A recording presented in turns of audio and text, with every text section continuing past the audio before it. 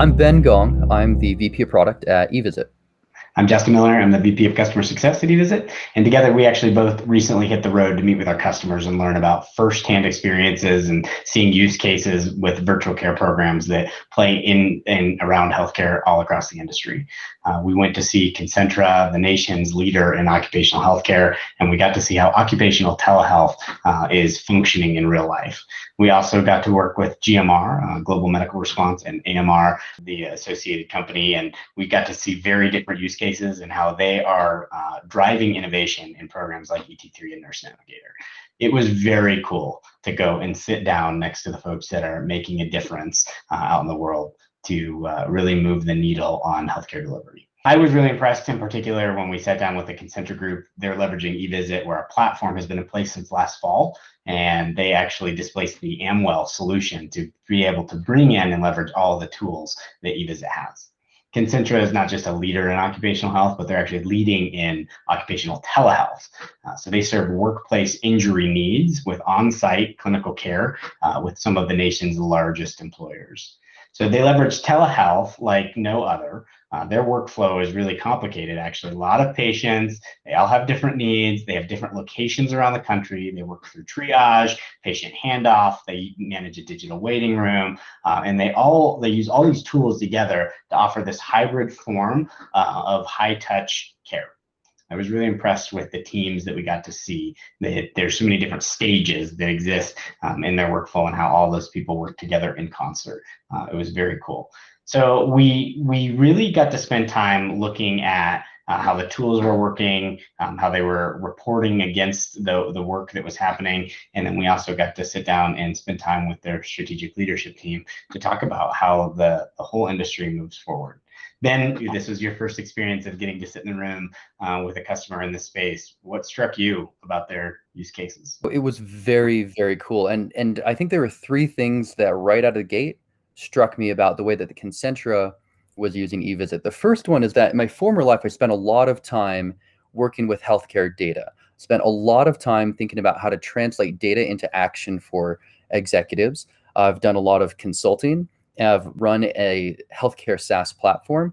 In all of those situations, there's a lag between the data that you have and the action that you can take. It's the difference between an operational solution and a strategic solution. Strategic in that what you're doing is you're saying, hey, we have a lot of results over the past 2 years. Now we're going to implement a solution. That's really valuable.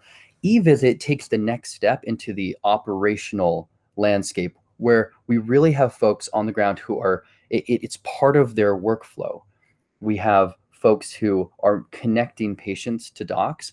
And for me, it's a really important step to recognize that we're integrating into the workflow of the healthcare providers. We're touching patients in a way that many data solutions today just don't do. I think it's really powerful to recognize that as we're driving towards simplifying healthcare delivery for everyone, everywhere, that we take that last step. It's the hardest step, that last step to actually connecting the patient and saying, how do we make it easier for this patient to get care? The second takeaway, the fact that many of the partners that Concentra is working with have very rooted systems that were built in the 80s or whatever it is.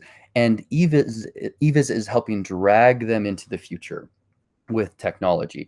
I think that much of this is because Concentra is innovative and Concentra is really forward thinking about how we actually scale and how we actually deliver higher value occupational health solutions. And eVisit is the platform that is enabling them to do that. We've spent a lot of time thinking about how we work with nurse triage partners and how we help bring technology to them to replace, paper intake, to replace duplication, to replace patients or to replace the processes that frustrate patients who are on the phone for a very long time. The final takeaway for me was about the role that eVisit plays in the healthcare landscape and how we can improve that. And I want to take a second to just paint a picture here. And Justin, feel free to interject. I spent some time sitting next to Carlos, who was a care coordinator on the Concentra telemed team. And I just pulled up a chair next to him. I'm on an open floor with other care coordinators. He's in blue scrubs. He's taken his red jacket and he's thrown it over the back of his chair because the air conditioning is fairly cold in the morning, even though we're in the summer in Texas. And he has three monitors up in front of him, right? He has on the left, he has the eVisit platform where the video pops up. He has an internal scheduler. In the center monitor, he has his EHR platform pulled up, and on the right monitor, he has an internal software and he has Outlook. So I just didn't appreciate the multitasking that the care coordinators on the floor are doing as they're working in literally 6 different applications almost concurrently. And they're helping patients have a seamless experience. When they call, the patient doesn't see those applications, but the care coordinator is the one who is helping them navigate through eVisit and taking information and passing it to the EHR and to their internal software. For me, the takeaway was we got to get out of the way. I think that oftentimes vendors think that they're front and center, but for me, the big takeaway was we need to be helping Carlos in his efforts to help a patient not even realize that there's a difference between eVisit and Concentra. Yeah, what I loved about that same experience, I'm thinking, I can see it in my head. I know exactly where we were sitting, and I remember as you were having the dialogue with Carlos, I stuck my head into Anne's office, and she oversees that whole telemedicine operation. And I just shared what I thought you were seeing in real time. And what I loved about the partnership there is that she said, "Yeah, I want to work on how we solve that problem together." The fact that in order to deliver this modality of care that folks have come to recognize as essential over the last year, it has resulted in having 7 different applications to be able to do, one thing. The cool thing is, sans eVisit, you might have 15 applications to try to do the one thing. And so I think, in partnership with them, we've designed a waiting room that ultimately is going to drive their workflow. But what was cool is you were having that conversation. I stuck my head in Ann's office and told her what you were talking about.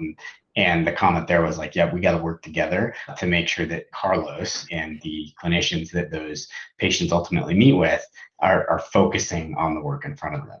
And it's cool to have a relationship like that with a customer where they can say, yep, there's a lot of moving parts and we're going to work in partnership together to get out of the way, essentially, which is pretty cool. I think that's really when you start to see technology enabling the real work. The farther upstream we can move to help them with their intake, with their translation services, the more value that we can drive to them. And there are a lot of solutions there today that I saw immediately that we don't do right now. It's just not what our now product was made to do.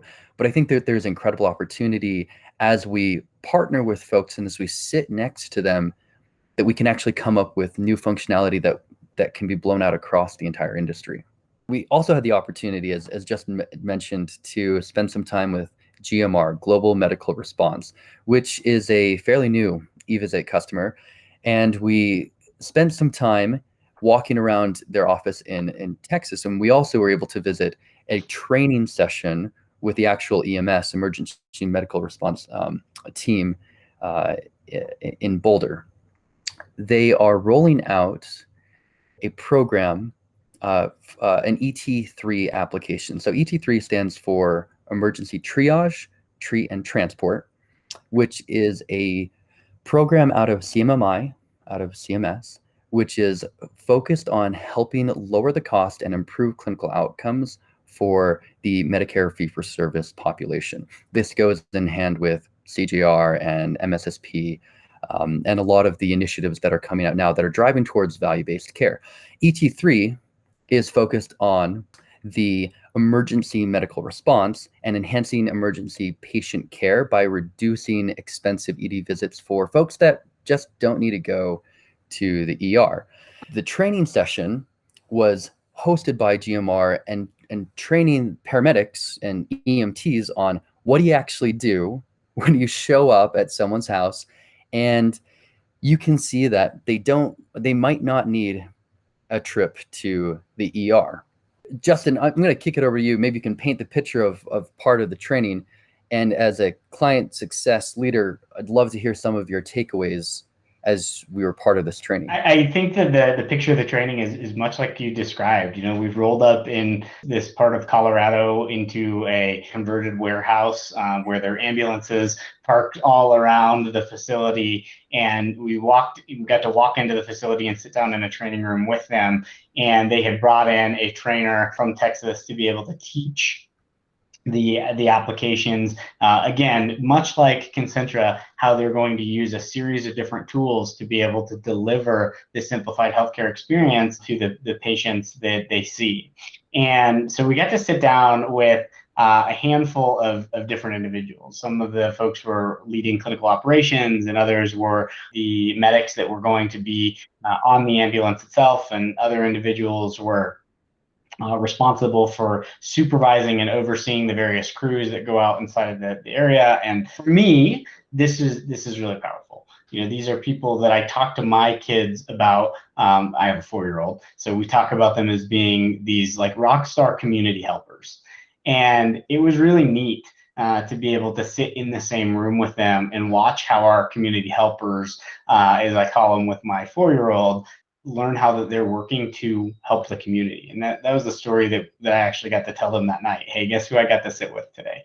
You know, those people that you learned about in schools that come in emergencies, I got to sit with them today and be part of the work that they're doing that serves our community as a whole. And for me, I live in that community. So going up and getting to sit with the medics and the EMTs in the community that would ultimately be the folks that could potentially show up on my doorstep in an emergency, there was something that touches home for me. You know, Justin, I think that part of, as you're describing this picture, I'm seeing it because I was there, but if it's okay, I'd love to take just a second to back up and make sure we're touching on a few points. I just want to talk about what the training was actually focused on, and then we can talk about some of our takeaways. For those that are less familiar with ET3 and what actually goes into it, I just will lay out the protocol for what these paramedics actually do. So somebody makes a 911 call, the ambulance goes out, the paramedics team jumps out of the car and they walk into the house. I mean, this is the worst day of someone's life. And so these professionals have a number of protocols that allow them to to assess the situation and then make the appropriate call. In many situations, or occasionally, they walk into the house and immediately detect that, as they called it, they make a sick or not sick call. They can see that somebody is actually not in a life-threatening situation. And so they have a protocol that they run through that allows them to determine whether or not the patient is eligible for a telehealth visit. And these are things like, are their vitals completely stable, right? Yeah, is there a clear medical emergency, and so on. And they run through a protocol, and it's basically like, if they're fine, then we can offer a telehealth visit. There's no requirement to actually do this. It's at the behest of the actual patient, but there are a few upsides to that. The way this actually works is the paramedic will actually pull up an iPad and dial in a doc. Right. Once the patient consents and says, yes, I'd much rather stay here in my home, and no, there's not an urgent need that needs me to take to the ER. Oftentimes the patient will say, I just didn't know who else to call. Right. And so they'll pull up the doc and they'll have a telehealth visit. And that may conclude in, the conclusion that the patient needs to be transported to the ER, but oftentimes a script needs to be filled, or the doc can walk the patient through whatever they were worried about. And oftentimes the patient will stay in their home at a lower cost of care, avoiding an ER visit plus a transportation cost. An ER visit on average is running about $1,200. And that does not include the transportation fee of the ambulance. And so the paramedics often know when they walk into a home whether or not a patient needs to go. And the ET3 program gives them a way and a protocol to allow the patient to stay in their home and lower the cost of care. So Justin, I just wanted to interject to say, that's what it actually looks like, the paramedic pulling up the doctor and walking them through that visit. It's really cool to actually hear you talk about it. I've worked with this project since we started working in this relationship, and so this has been close to me for coming up on a year at this point of identifying how the systems were going to integrate and what we were going to put out. So I have an appreciation hearing you explain back what we've been working so hard to actually build out to be seamless. That somebody can show up on the scene, that they can pop open their tough book and they can say, hey, I'd like you to meet with this physician and be able to solve the problems that you're experiencing here. I loved that when we got to sit down with the team in a span of, let's call it 30 minutes of this on-site training, that we began to work with the crew and they said, hey, we're going to roll up on a motor vehicle accident. We're going to roll up on a ski accident in the canyon. We're going to, I don't have a clear picture for where virtual care is going to make more sense in our work environment.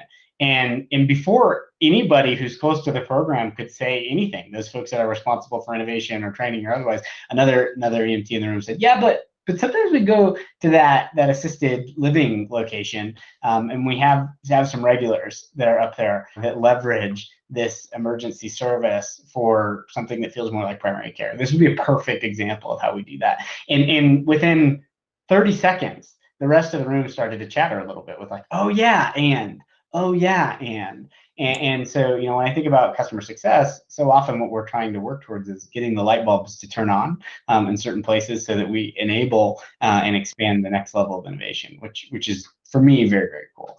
And so I think as you talk about that, it gives me sort of a new appreciation for how innovation becomes normal. And Justin, let me just riff off of that for a second. I think that there were sort of two parts of the innovation that stuck out to me. The first one was exactly the moment that you described, where it goes from a trainer from GMR who did a phenomenal job laying out what the actual steps were, to the actual paramedics and the crews who have been doing this for years, right? I mean, they kind of know their stuff, and oftentimes they say, look, we understand that we're just taking people to the ER. You could see the light bulb go on and they could say, hang on a second. There are people in our areas that we can identify right now that would benefit from this. And they were talking amongst themselves. That was a magical moment when the trainer stopped training and the paramedics started talking to each other about how that was going to happen. They transitioned to a really tactical level that was exciting for me. They said, look, the protocol that you just put up on the screen that walks through whether or not a patient is eligible for or is if it's appropriate to even offer an ET3 program. Can you get that on laminated paper? Could we laminate that and hang that on the back of a seat? Because if it's on a paper, it's going to get lost. Hey, do you have a handout that we could give to the patient that explains how this is actually going to work? Because we often want to, leave it with them as opposed to pulling something out and then having to remember to put it into the truck. That tactical level was exciting for me because I can see the innovation that eVisit and GMR are driving into an industry that has been, call and haul for years. So that's the first level. The second area of innovation that I was just tickled pink by was that we are part of a national program that has been thought through and is being piloted by CMMI. Like I mentioned, I spent a lot of time in my former life thinking about value-based care programs, and I personally am really committed to it. I think once you see the vision of improving patient experience and lowering costs and increasing clinical outcomes, I spent so much time in this world that I recognize how hard it is to actually do these things. And being on a team that is working on a CMMI pilot that is actually going to lower costs for real people in Boulder and in markets all across the US gave me a lot of personal pride. I was really proud of the eVisit team and of our clients for helping drive forward value-based care. The gentleman that was leading the training at the front of the conversation, he had 25 years in the field. I don't know if you remember him saying that. And what he said is, this work empowers these teams to be seen in the healthcare space as opposed to in the transportation space. I didn't realize that was the thing. So that was a huge aha moment for me when he explained how emergency transport has historically lived under the transportation umbrella and not under the healthcare umbrella. Despite how much training and knowledge and assessment value that these folks are bringing to a scene of an emergency, historically they're recognized in a different camp. I didn't know that. And so for him to talk about how programs that are innovative like this help move this group to being recognized in their industry for the work that they're doing, that is what made me feel proud. I mean, this is the reward of working at eVisit and the prize of being part of an operational, innovative company. I got my EMT in 2013 and immediately lost street cred with all EMTs because I went to the tech and business side of healthcare. But I spent hours walking through the protocols of an EMT, and the result was almost always, look, just pack and transport. It was almost a foregone conclusion when the reality is the EMS professionals walk into a home and they have so much experience that they know what is likely to happen. And oftentimes they have a really good guess at what is going to be the best for the patient. And opening up the protocols for them to allow them to do that expands the possibilities for better outcomes for patients all across the nation. As an EMT, I kept thinking about the things that we were taught and saying, but here are the actual actions that we can take.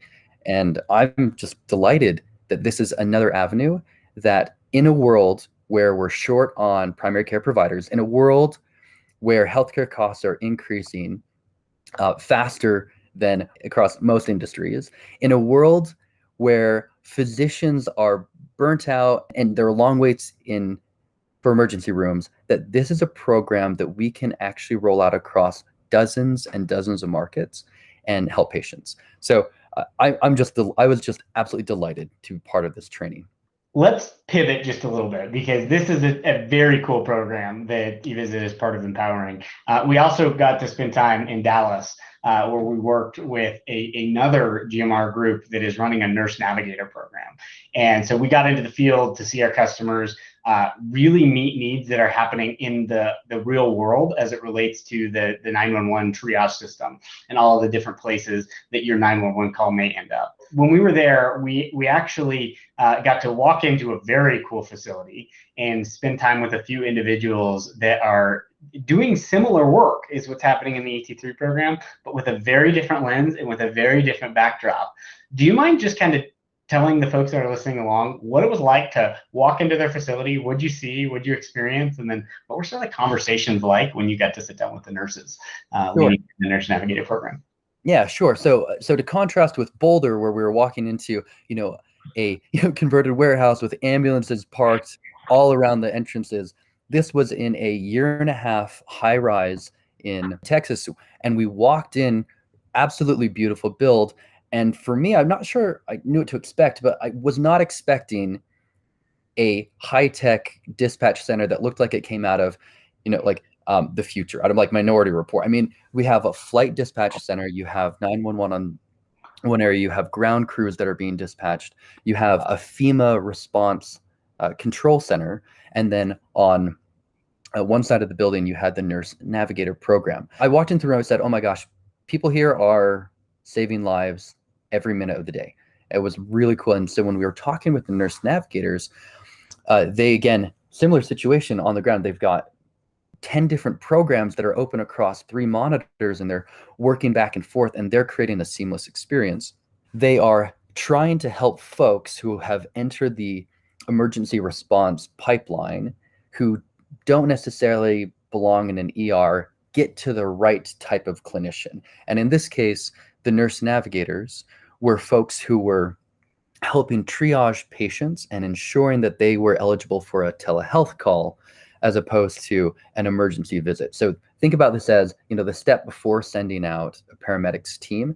This is someone makes a call into 911 and the dispatcher says, look, this doesn't sound like an urgent call. They walk through their protocol and they're trying to get them in touch with a doctor a little bit sooner rather than sending out an emergency crew. Justin, I'd love to hear what some of your takeaways were from working with the Nurse Navigator program. Sure. If there was anything that stood out to you from being in this high rise with with the nurse navigators. If you haven't ever been on the set of a very cool technological movie, you could probably just go and see this facility. And it was so cool just to walk in, and I was like, I don't know what I thought a FEMA control room looked like, but this wasn't it.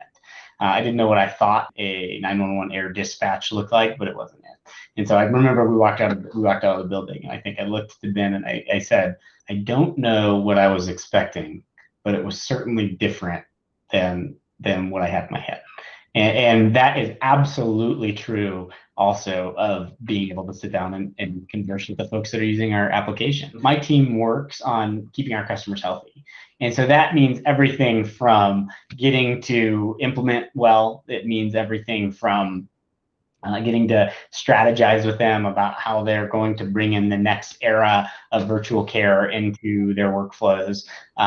So we get to have some really cool conversations. I also get to work with the teams that when things aren't going super well and there's problems in the application or problems with the peripheral applications that ultimately drive a challenging experience, I hear about those too.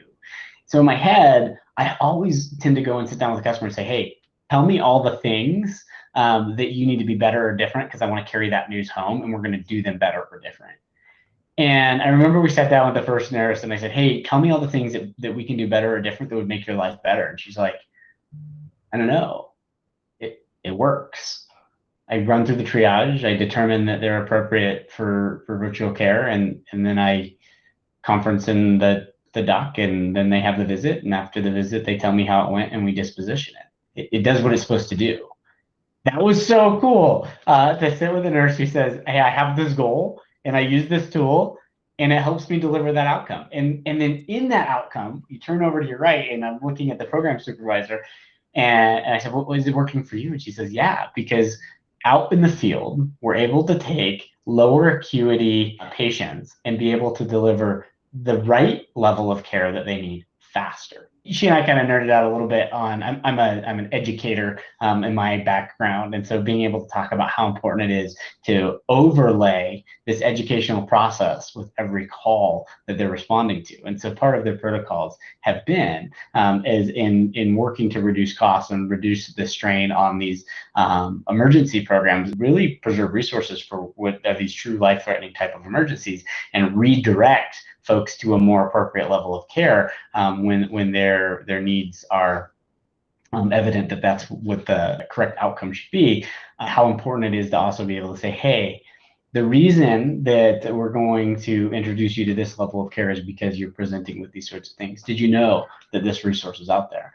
And so while these nurses are helping triage and take medical concerns and get them connected with the right providers that are going to be able to assist, at the same time, they were teaching these populations that need to understand what resources they have in their bank. I'm married to a social worker, and so many of our dinner table conversations are about how do we as a family empower our community to be able to access the right levels of resources, and to go sit in this facility and find out that the work that we're doing every day from 8 to 5 in eVisit is actually empowering that same work that's really important to my heart.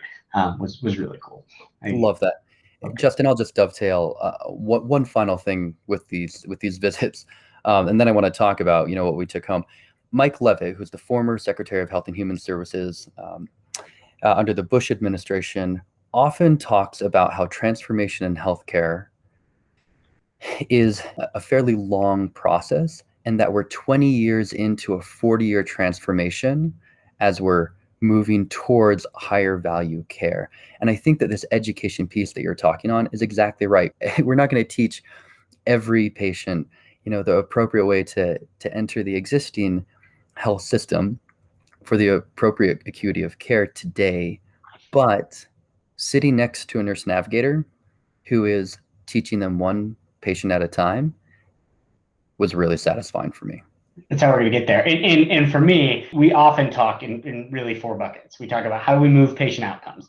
How do we drive more efficiencies for the hospitals and healthcare organizations that we're working with? How do we help them reduce their costs? And then, ultimately, most of these folks are also working to stay afloat. How do we help them with revenues? These are 4 topics that we're talking about all the time. And as you're talking about this education piece, I'm sitting here thinking, what a cool patient outcome. I got to see I got to see a provider faster than I thought I would have otherwise. And I learned about a network of care that I might not have otherwise known.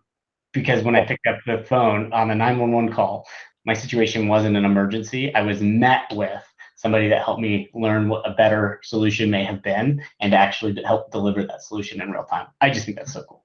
Could you maybe give an example of where you saw efficiencies playing out in the world? There were a few that really stuck out to me, and for me, it was when I'm going to come back to a few here. It was in the GMR process where they were talking both from the nurse navigator, but also from the actual paramedic team, where they were talking about efficiencies for the patient. They talked about driving out 45 minutes through canyons in rural Colorado when somebody gives them a call and getting to someone's house and realizing that that patient probably doesn't need to go to the ER. What are they going to do? What here's the reality is if they were going to transport them, they were going to pack them into the ambulance.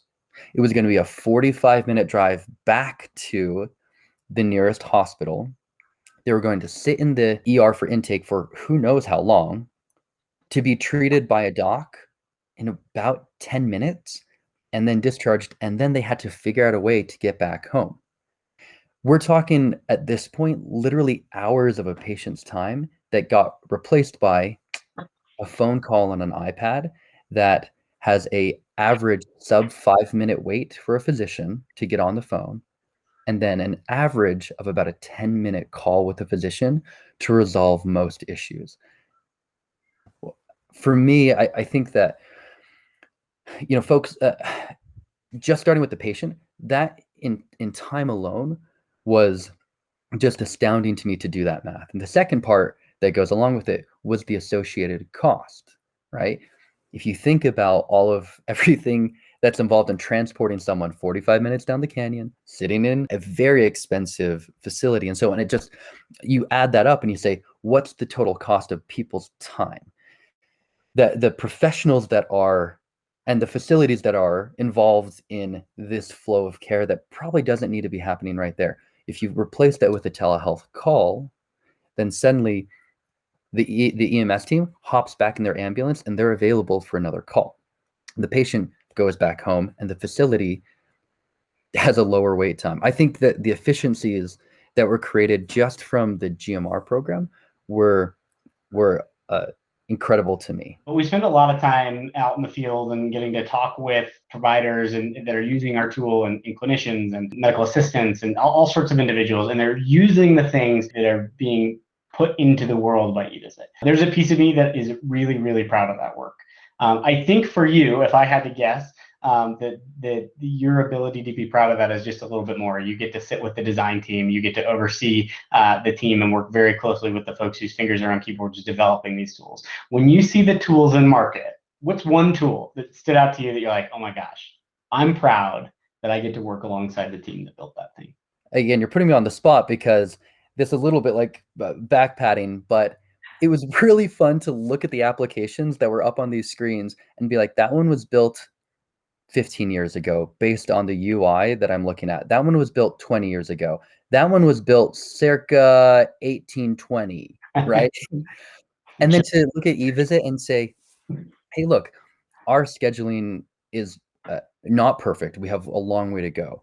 Our video feed is not perfect. We've got a long way to go. But to look at that and say, that's a 21st century application that looks user friendly, and then to have Carlos and other folks confirm that was really satisfying to me. That's one thing I want to take back to the team. I think oftentimes we get caught up in, oh, here are ways that we can improve, but I got a pretty deep satisfaction just looking across those screens and being like, that's a modern application. Loved it. That's a modern application built in the age of iPhones, where the expectation is that we have a good, beautiful UI. Loved it. We spent a lot of time thinking about, patients. We've talked about the visits. I'm really curious about some of the takeaways that you have on the flip side for your team. Yeah. You're the head of CS. What are you going to take back to everyone else on your team that you learned from here? And what are some of the changes or applications that you want to make from the visits? Okay, so in real life, I know how much time and effort went into building an integration on the back to be able to tie together the ET3 workflow from a paramedic system that they see on the screen directly integrated into the eVisit experience that delivers one consistent experience all the way through for the medic, patient, and the provider. I know how much the team, the end result of their work was what was able to get delivered from a technology standpoint, delivered and understood in 3 or 4 minutes. I mean, we got to spend a couple hours with them as we dialogued through all the use cases, but the place where the technology, their hours and hours of effort transpired in this thing that was really easy to use, and folks go, I could do that. So what I'm going to take back to them is that the lifting and the care and the time and attention that they're giving to the work when it's really hard is translating to something that's super meaningful out in the field. I'm really proud of the team that they can see a hard problem and that they can push it all the way to a solution, so that when eVisit comes up on the screen in a training room in an ambulance facility, that they go, I could do that.